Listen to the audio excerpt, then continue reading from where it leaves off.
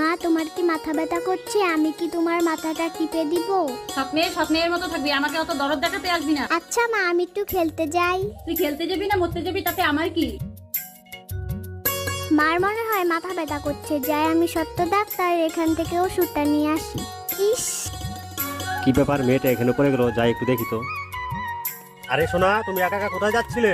আমার বাড়ি বড়রামপুর। আমি মায়ের জন্য ওষুধ কিনতে যাচ্ছিলাম, হঠাৎ করে মাথা ঘুরে পড়ে গেছি।